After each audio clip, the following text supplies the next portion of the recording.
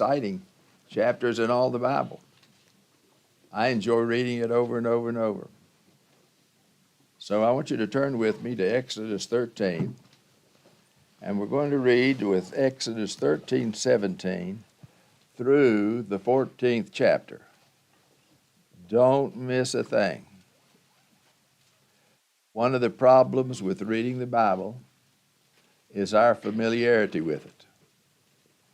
We sometimes can be so familiar with the Bible that we think there's nothing fresh for us to learn. So you pray, Lord, help me to see every little jot and tittle, every little fact, and understand why you put it there. So let us stand for the reading of the Word of God, Exodus 13:17 through the 14th chapter.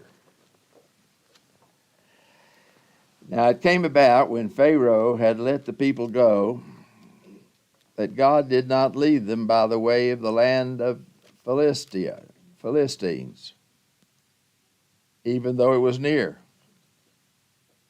God said, lest the people change their minds when they see war, when they return to Egypt.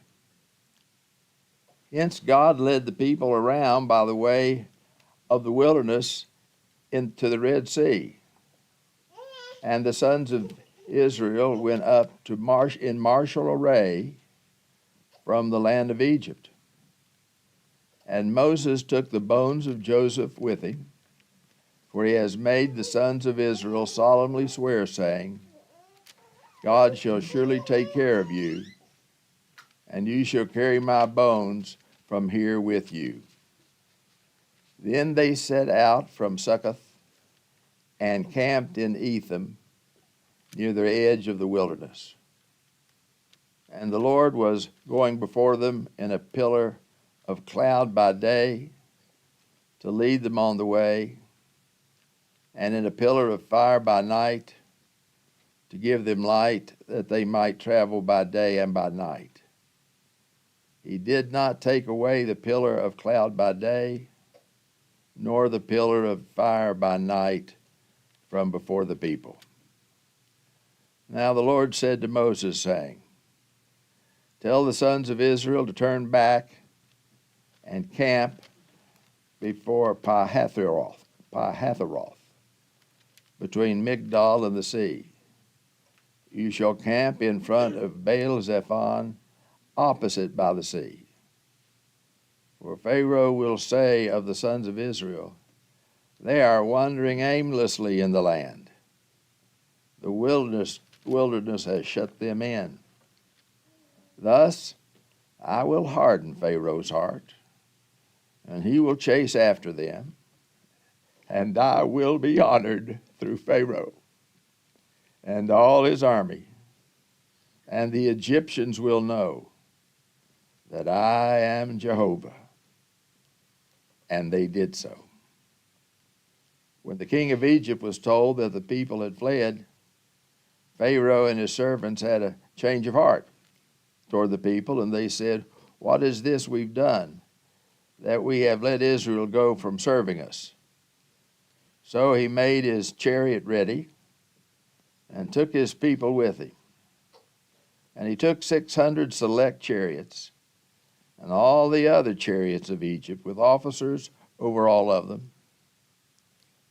The Lord hardened the heart of Pharaoh, king of Egypt, and he chased after the sons of Israel, as the sons of Israel were going out boldly.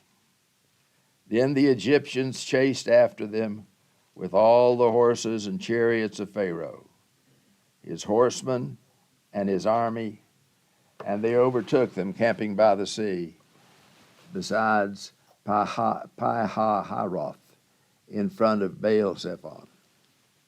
And as Pharaoh drew near, the sons of Israel looked, and behold, the Egyptians were marching after them, and they became very frightened. So the sons of Israel cried out to the Lord. Then they said to Moses, is it because there were no graves in Egypt that you have taken us away to die in the wilderness? Why have you dealt with us in this way, bringing us out of Egypt?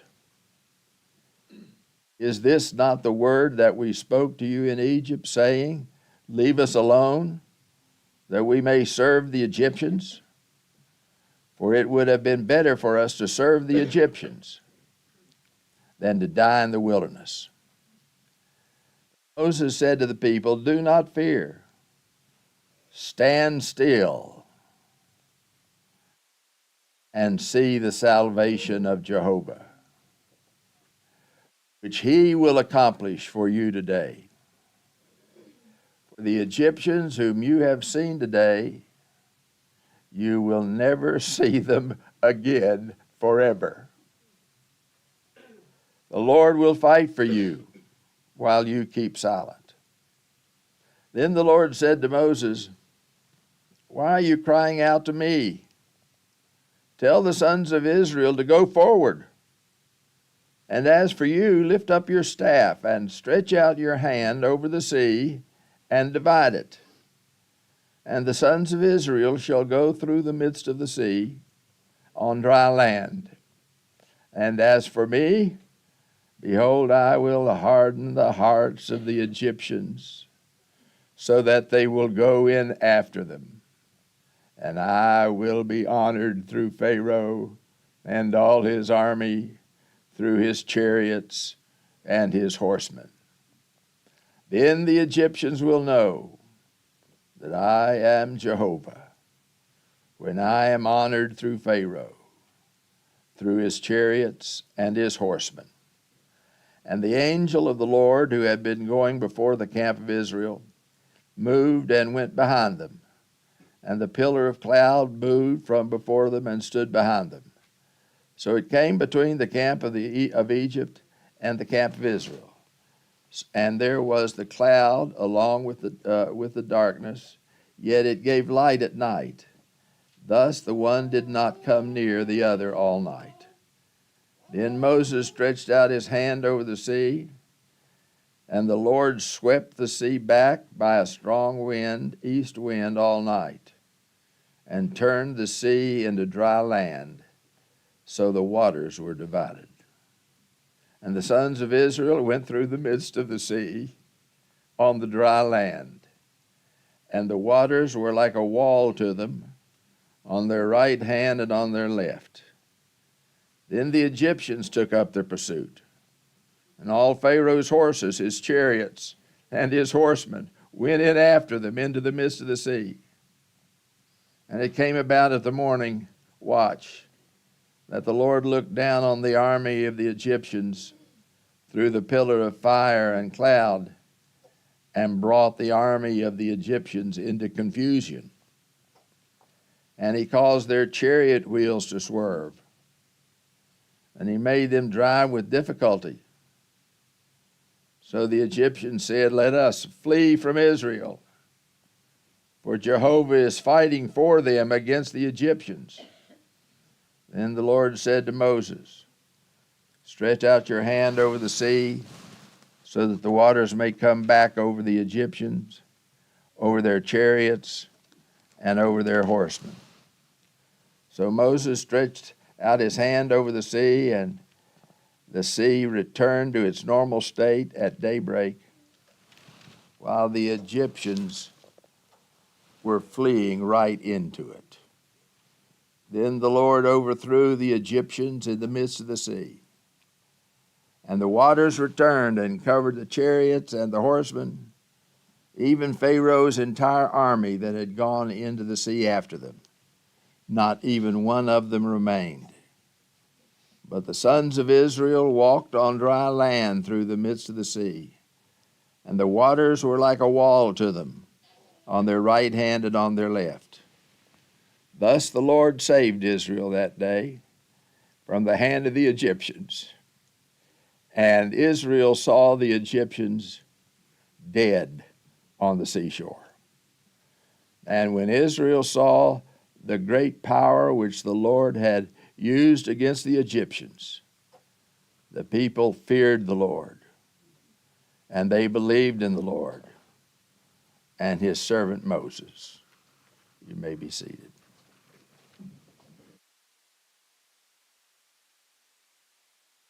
The most majestic, amazing miracle in the history of the world, second only to the resurrection of Jesus, is the story of Exodus.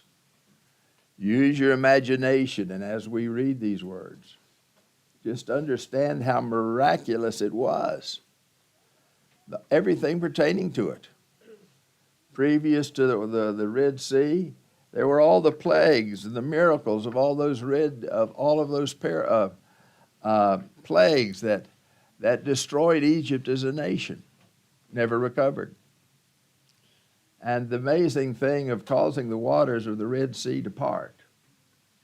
So Israel could go forth on dry land, and then just so happened that once the Egyptian got in, the water came back and drowned them all. Now there's a lot of things. Get a map sometime and just see in your mind's eye where things were taking place. There's a lot of things on YouTube. Over the past several years, there's been a lot of new archaeological finds. We were wrong about where the Red Sea crossing was for many years. We were wrong as to where Mount Sinai was for many years. But the archaeology proves everything. It shows us why this miracle was as great as it was. Now let's go back and let's look at it and notice everything you can about it. All right, in the 13th chapter,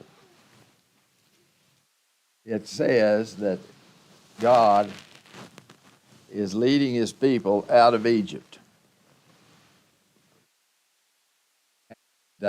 He tells them, at first, I don't want you to take the shortest route. All right, here's Egypt. Here's Saudi Arabia.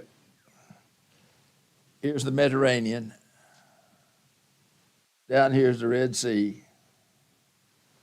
And the shortest route for 3 million people to take to escape Egypt to Mount Sinai, which was in southern Arabia,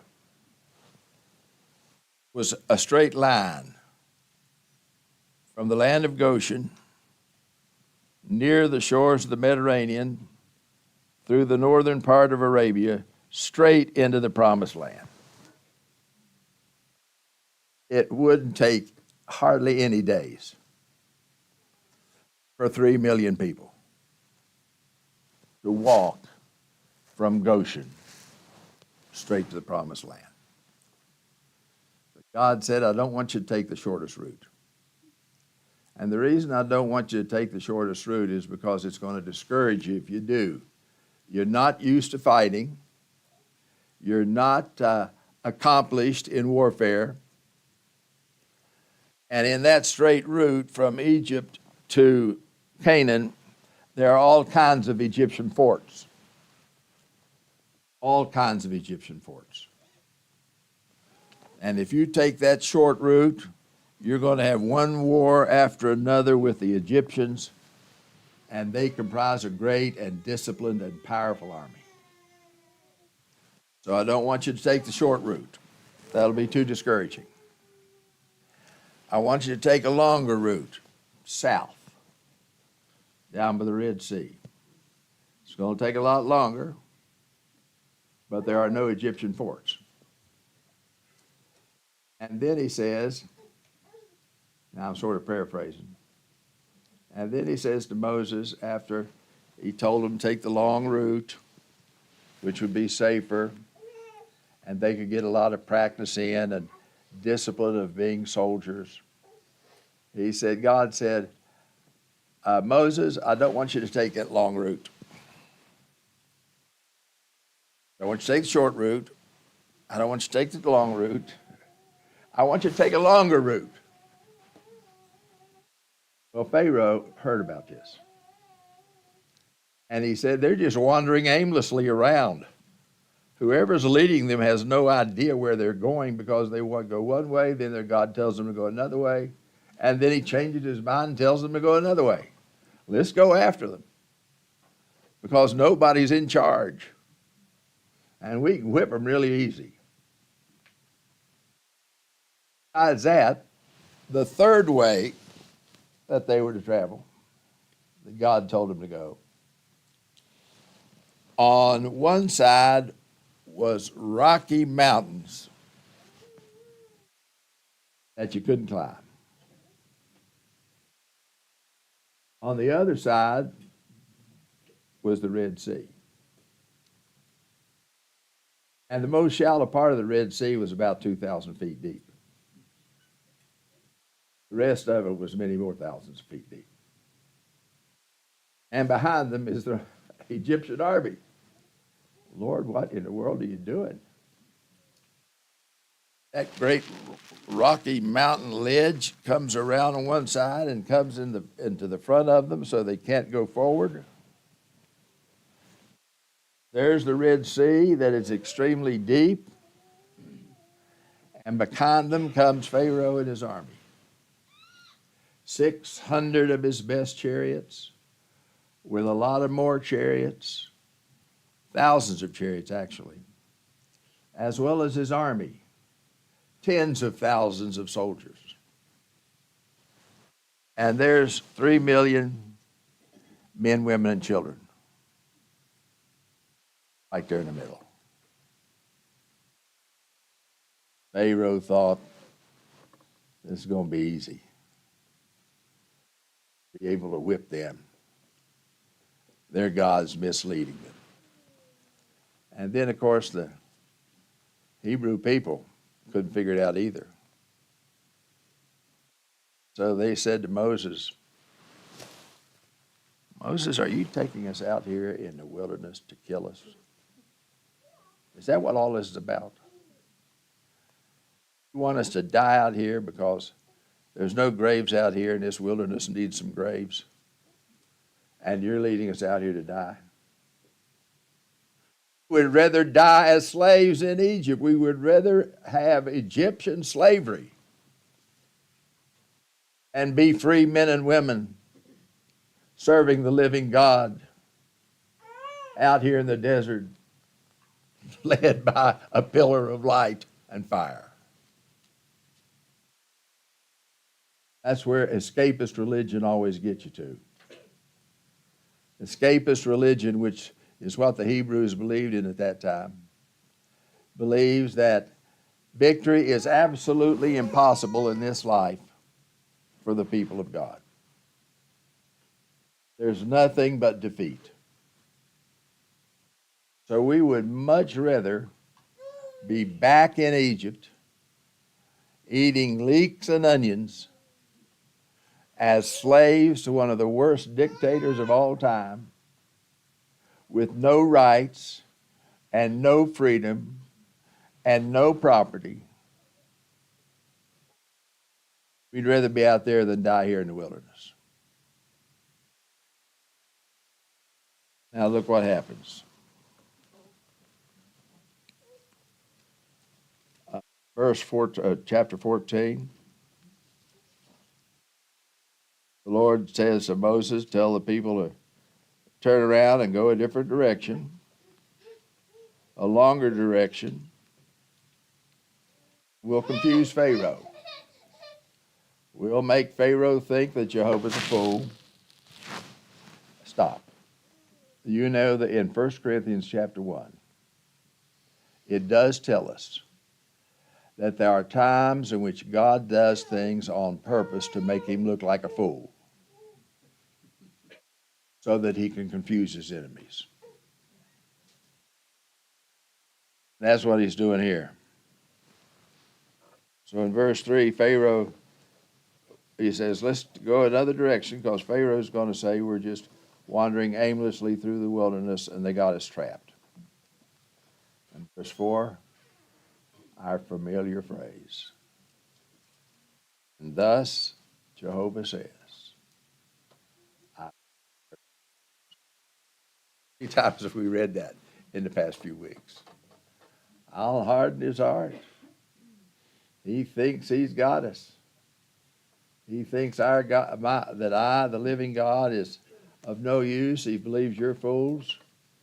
So he's going to come at us recklessly with all of his army and with all of his might, and he thinks he's got an easy victory here with us. He said he'd let you go, but now he's going to trap you, and he wants to kill every one of you. God says, I'm going to harden his heart, make him think he's in control, and he will chase after the covenant people. Then the next phrase. The next phrase occurs about 4 times in this chapter. I love it. And this is God talking. And I will be honored through Pharaoh and all his army.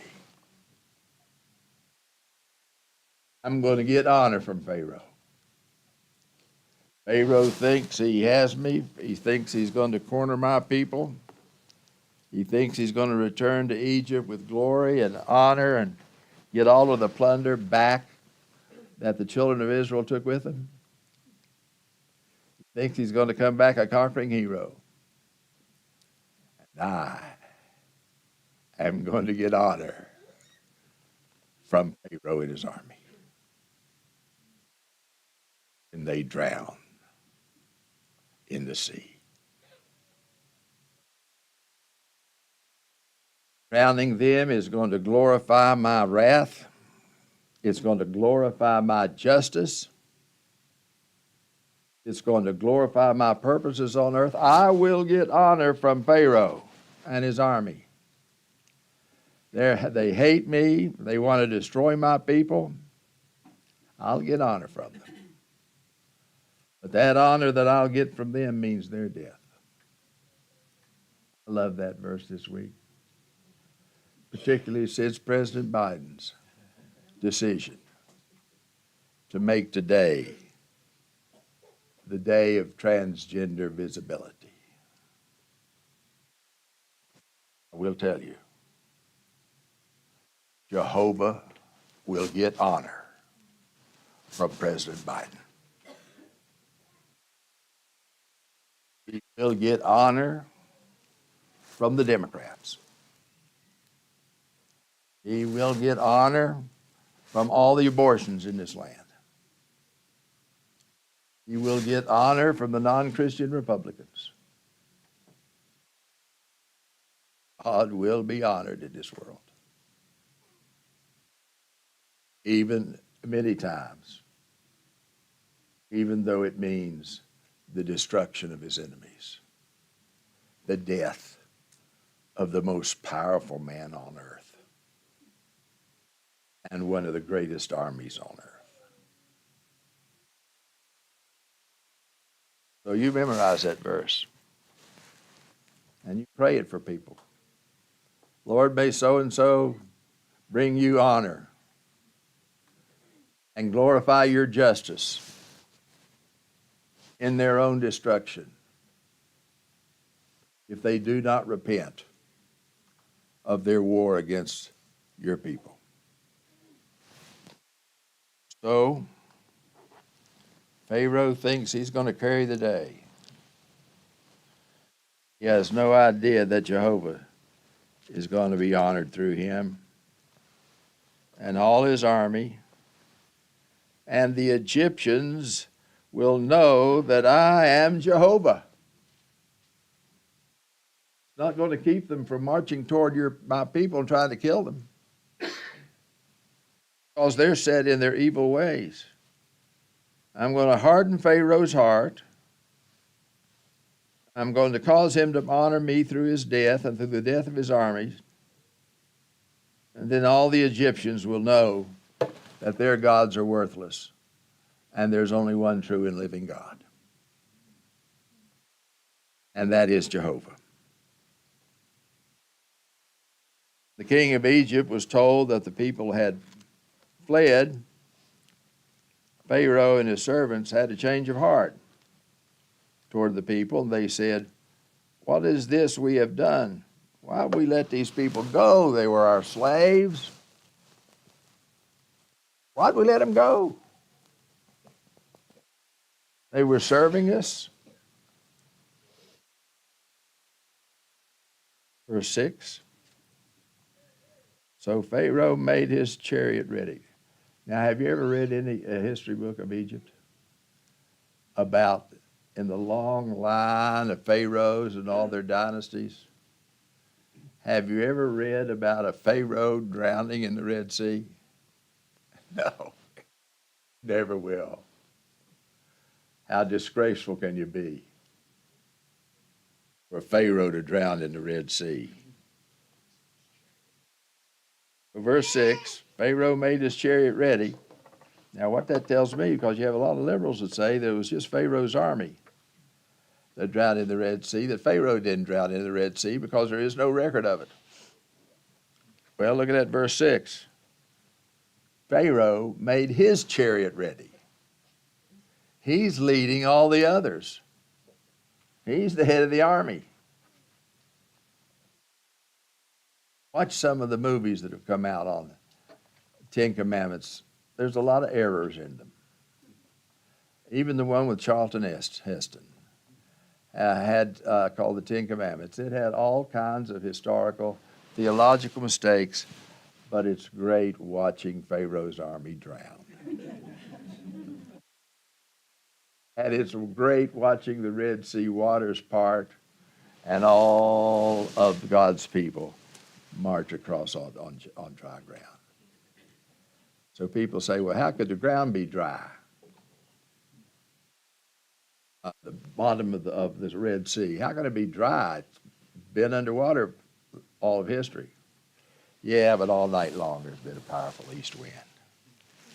And that powerful east wind not only separated the waters, but dried up the ground underneath the Red Sea.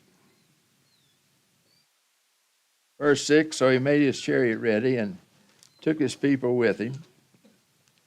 And he took hundreds of great chariots, thousands of lesser chariots, thousands of soldiers. Verse 8, Jehovah hardened the heart.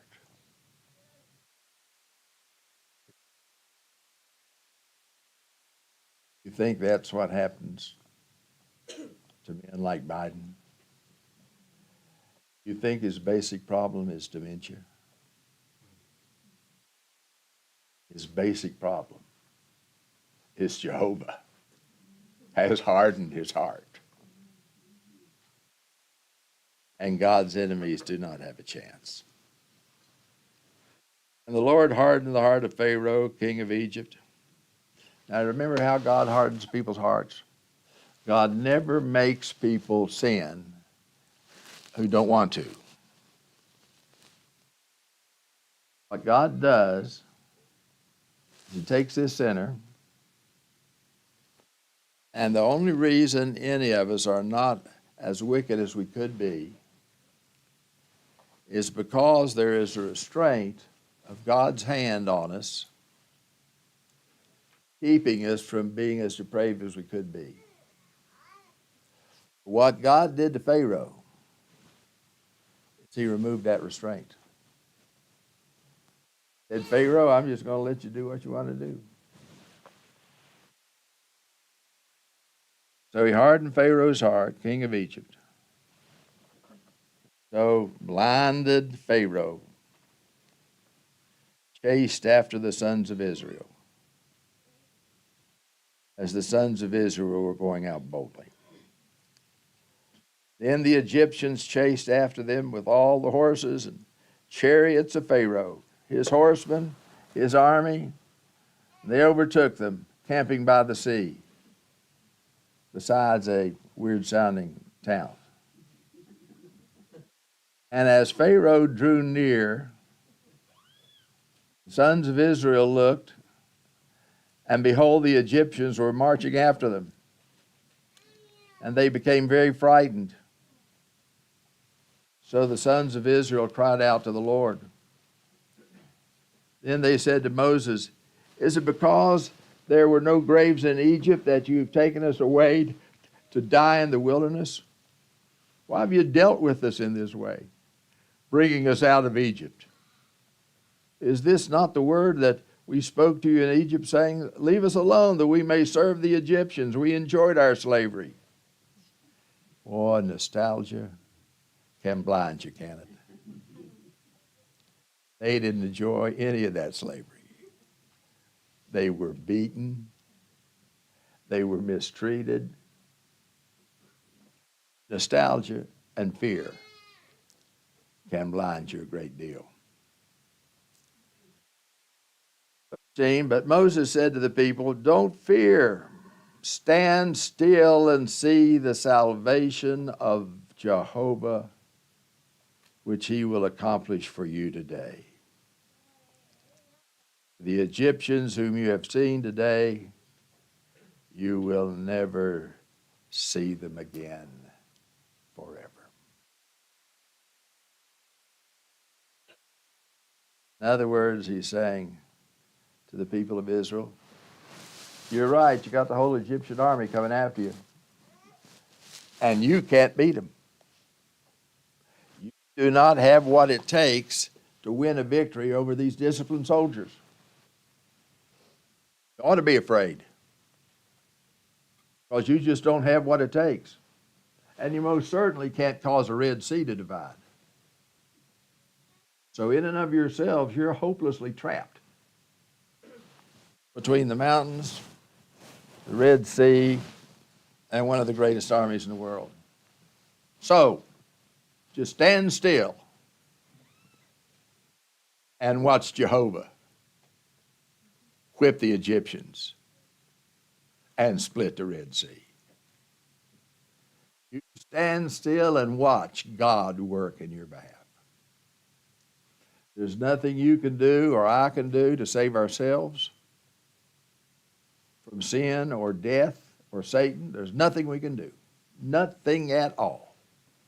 We are helpless before the face of all of our enemies. Can't even whip the statists and the men that are in control of government that hate God. You don't have it. You say, well, I got a gun. Well, that's good. I got a gun too. They got bigger guns. You are a helpless person in the face of all your enemies in this life. So, don't cry. Don't panic. Stand still and watch Jehovah save you from things from which you cannot save yourself.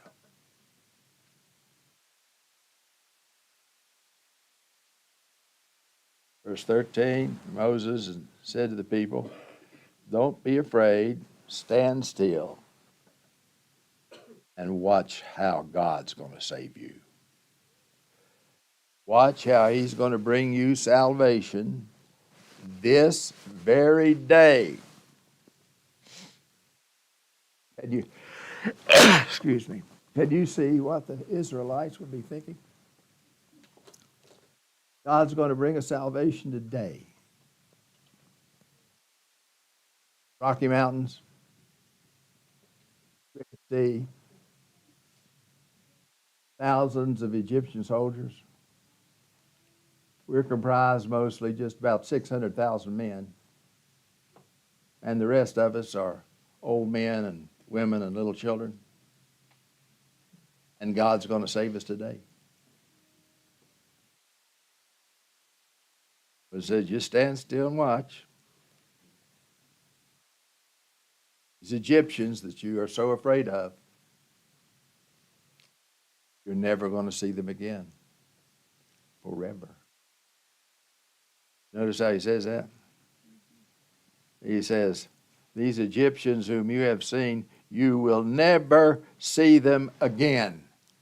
Forever. How long is forever? That means they go to hell when they die. And you know, there are people in this life die, may know them, will never see them again, ever. Of course, they'll be in hell.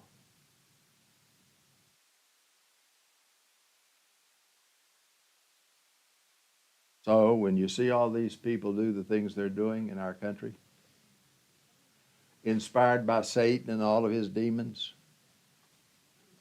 and you see how blatant and open they are in total disregard of God's sovereignty, and declare Sunday the day for transgenders, who would be that blatant? Who would be that evil? Somebody whose heart God has hardened. Unless he repents, he dies, and he's over 80. He dies. Never see him again forever.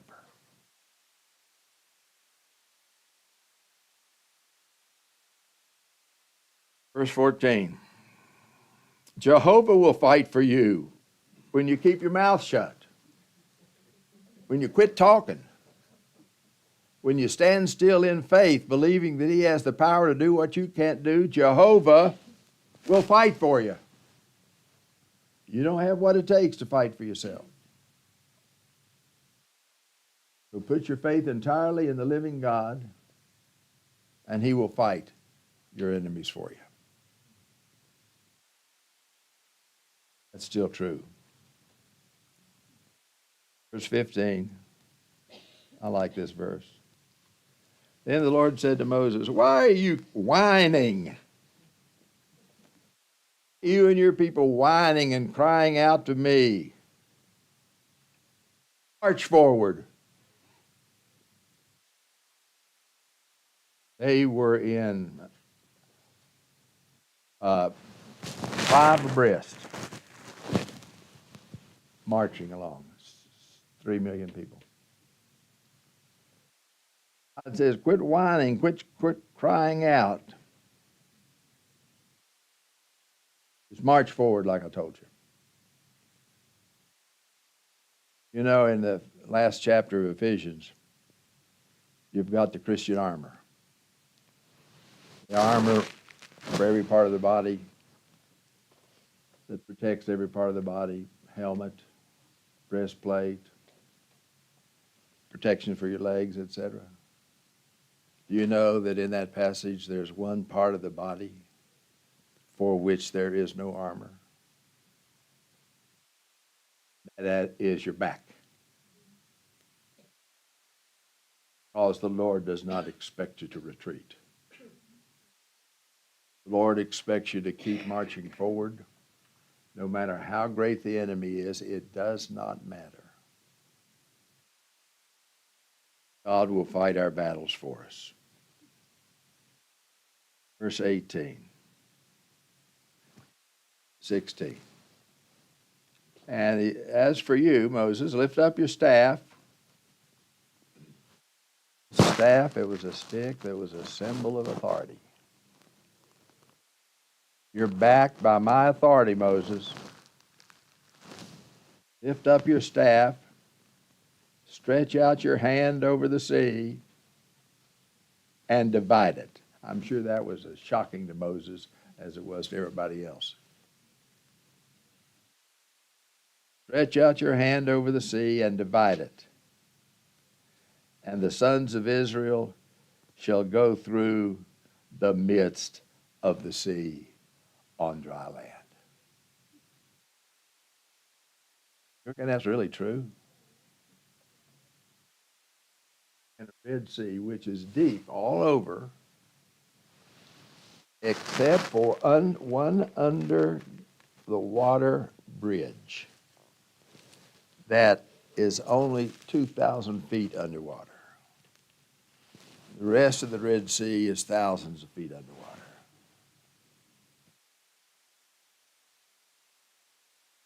And then the water divides. Not over there where there's 10,000 feet deep, but the only place they could have walked across. This underwater bridge, natural underwater bridge, 2,500 feet deep.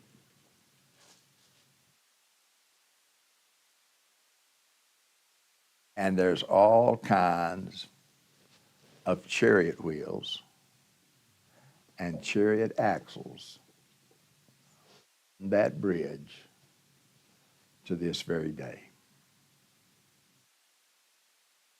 I've seen photographs of them. Go to YouTube, look up the Exodus. A lot of it will be just poking fun. But it's hard to poke fun at a bunch of chariots that are underwater on the only place on the Red Sea where they could possibly cross.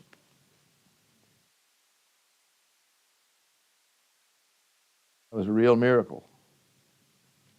It was a real historical event. It really took place. Moses lifted up his staff. Now look behind him. He's got 3 million people, 600 of whom are men who are young and strong enough to fight. The other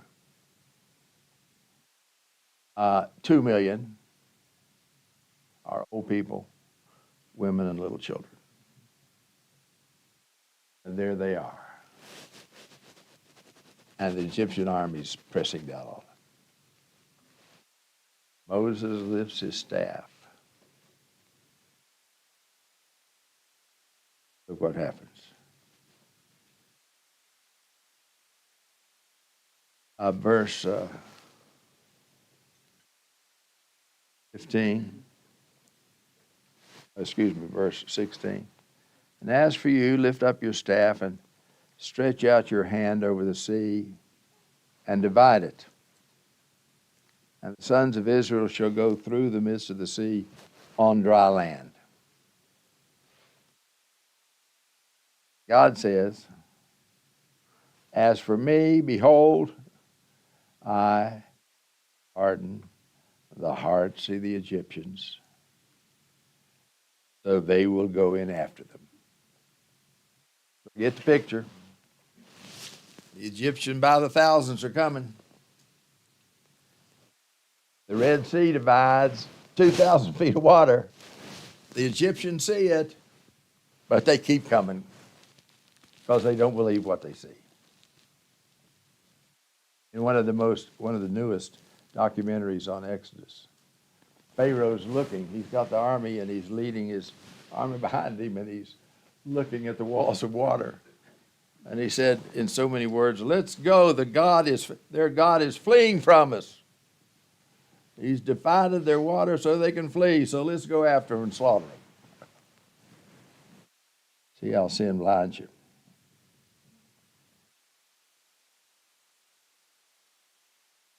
Verse 17, and as for me, God says, I'm hardening the heart of the Egyptians, so they'll be stupid enough and blind enough to go in after the Hebrews, and I will be honored. The President of the United States and his administration. I will be honored through Pharaoh and all his army, through his chariots and his horsemen. Then the Egyptians will know that I am Jehovah. I am honored through Pharaoh, through his chariots and his horsemen.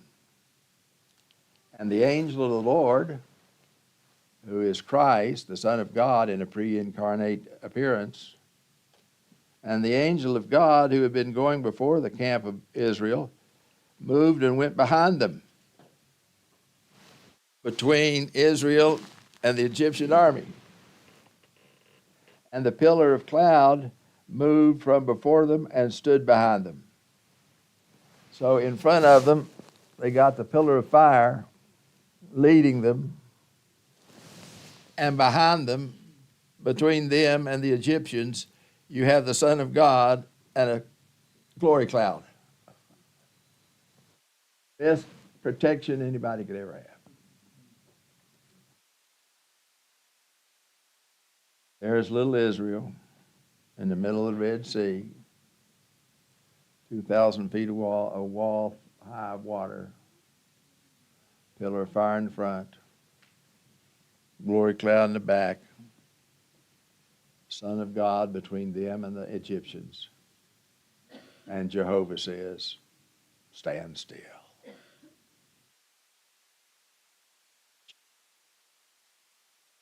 He accomplish your salvation this day.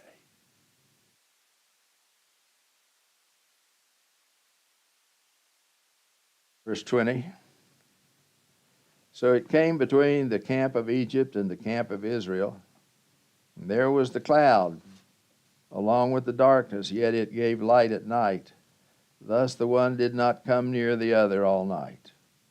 Then Moses stretched out his hand over the sea, and the Lord swept the sea back by a strong east wind all night long,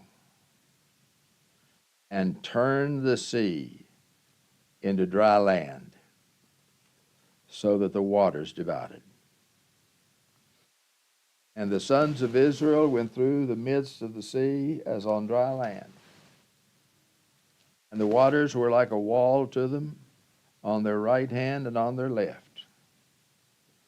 Then the Egyptians, blinded by God with hard hearts, took up the pursuit.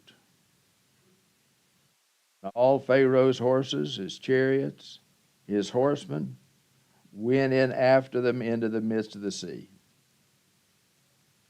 And it came about at the morning watch that the Lord looked down on the army of the Egyptians through the pillar of fire and cloud, and brought the army of the Egyptians into confusion. Now, many people don't understand this. They thought they just drowned. God even did something to them before they drowned. Verse 28, 25. And he caused their chariot wheels to swerve, and he made them drive with difficulty. So the Egyptians said, let us flee from Israel, for Jehovah is fighting for them against the Egyptians. So now the Egyptian chariots and soldiers have already started to enter the dry ground between the two walls of water. And all of a sudden their chariots are out of control. They can't even go backwards. They can't even return to safety. Their chariots are uncontrollable. There's no guidance to them. The steering wheel, so to speak, don't work. They swerve from one side to the other. God has the whole Egyptian army of hundreds of thousands into complete confusion. They can't escape. They can't go forward. They can't go backward. Between them, 2,000 feet walls of water. It's our God. Stand still and watch what I'm going to do with the Egyptians today. You will never see them again. I will take everything out of their control so they cannot escape my wrath. Verse 26, then the Lord said to Moses, stretch out your hand over the sea so that the waters may come back over the Egyptians, over their chariots and their horsemen. So Moses stretched out his hand over the sea, and the sea returned to its normal state of at daybreak, while the Egyptians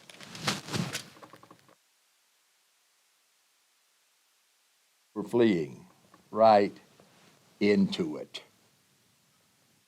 And Jehovah overthrew the Egyptians in the midst of the sea.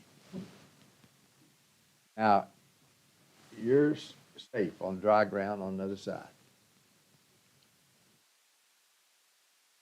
and you're looking at the Red Sea. 2,000 feet walls on both sides. You just walked over it on dry ground. The greatest army in the world and the most fearful tyrant in the world are in the midst of the Red Sea, unable to control their chariots. And all of a sudden, these walls of water collapse.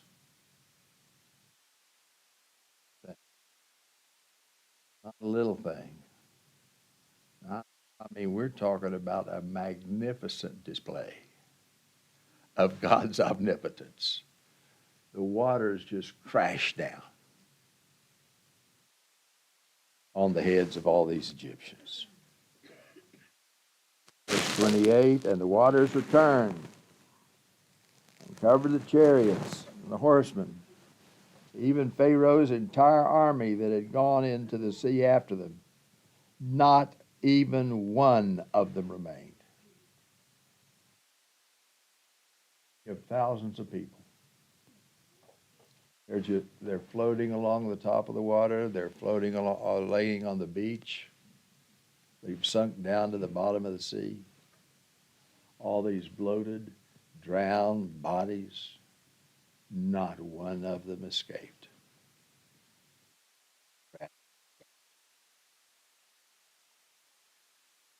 But the sons of Israel walked on dry ground through the midst of the sea, and the waters were like a wall to them on their right hand and on their left. Thus the Lord saved Israel that day from the hand of the Egyptians, and Israel saw the Egyptians dead on the seashore. And when Israel saw the great power which the Lord had used against the Egyptians, the people feared Jehovah. They stood in awe of him, and they believed in him, and they trusted in him as their only hope, and they trusted in his servant Moses, that Moses was the one who was the mediator of the promises of God. God kept his word. The one thing we see as we go through this is that Israel wasn't worth saving. They were sinful. They were whining. They said they'd rather be slaves in Egypt than free men under the word of God in the wilderness. They were afraid of the future. They were afraid of freedom. I mean, they look like Americans today. Americans are scared to death of freedom. You don't want too much freedom. Maybe a little bit. But we need a lot of restraints. We need a lot of protections. We need a lot of regulations by the government because we don't want too much freedom. We're afraid of it. We don't want the responsibilities that go with it. And we're afraid of the future. The future is a weapon in our hands. God gave us the future. The future belongs to us. And now we're to use our lives and all of our abilities that God has given us and the future to continue to take this world for him. Let me read you a quote by Gary North.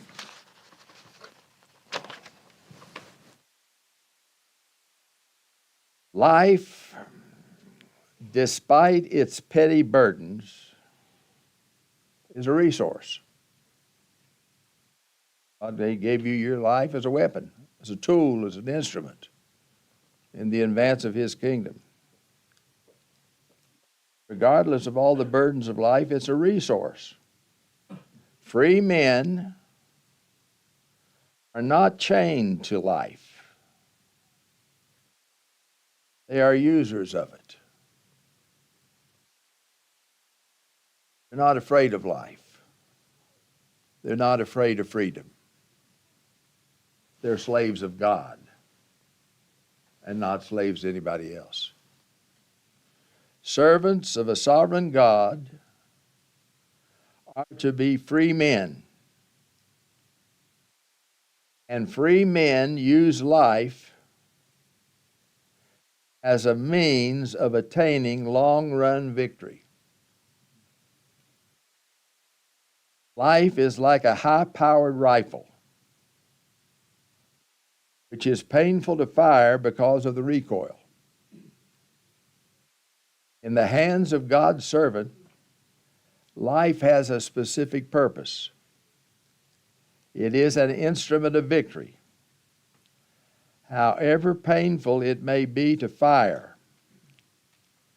a godly man knows that it is much more painful for those on the receiving end. Better to suffer the recoil, the pain of a recoiling rifle, than its projectile. Task is to aim the weapon and pull the trigger. God will heal our bruised shoulders just as surely as He will guide the bullets to their predestined targets. Israel was afraid of freedom. They were afraid of life. He didn't realize that both of them were given to them by God as weapons, as tools to continue to expand the victory over all the Egypts of this world. So what do you think the children of Israel did? The waters have closed back up, have a relatively calm Red Sea. There's no more dead ground, dry ground. All the Egyptians are dead. What did they do next? This is a great song. They start singing.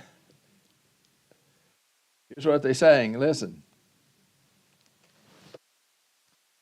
Exodus 15. Turn there with me. How many churches are going to sing this song? But this is the song that triumphant Christians sing. Then Moses and the sons of Israel sang this song to the Lord and said, I will sing to the Lord, for He is highly exalted. The horse and its rider He has hurled into the sea. The Lord is my strength and song, and He has become my salvation. This is my God, and I will praise Him, my Father's God, and I will extol Him. The Lord is a warrior. Jehovah is His name. Pharaoh's chariots and his army He has cast into the sea, and the choicest of his officers are drowned in the Red Sea. The deeps cover them. They went down into the depths like a stone. Thy right hand, O Lord, is majestic in power. Thy right hand, O Lord, shatters the enemy. And in the greatness of thine excellence, thou dost overthrow those who rise up against thee. Thou dost send forth thy burning anger, and it consumes them as chaff. And at the blast of his nostrils, the waters were piled up. The flowing waters stood up like a heap. The deeps were congealed in the heart of the sea. The enemy said, I will pursue, I will overtake, I will divide the spoil. My desires shall be gratified against them. I will draw out my sword, my hand shall destroy them. Thou didst blow with thy wind, and sea covered them. They sank like lead in the mighty waters. Who is like thee among the gods, O Lord? Who is like thee, majestic in holiness, awesome in praises, working wonders. Thou didst stretch out thy right hand, the earth swallowed them. In thy loving kindness, thou hast led the people whom thou hast redeemed. In thy strength, thou hast guided them to thy holy habitation.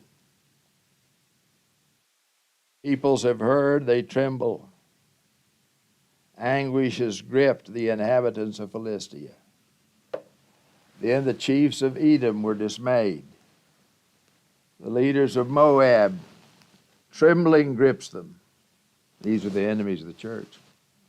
All the inhabitants of Canaan have melted away. Terror and dread fall upon them.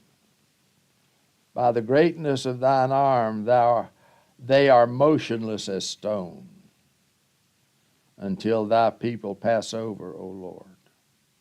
Until the people pass over, whom thou hast purchased.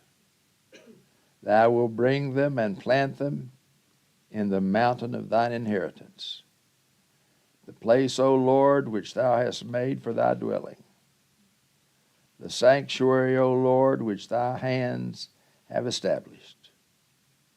The Lord shall reign.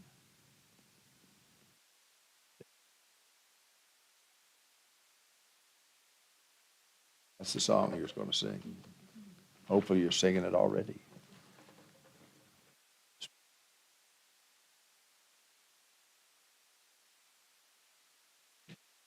Oh, Lord, you are such a great God. And we are such a pathetic people.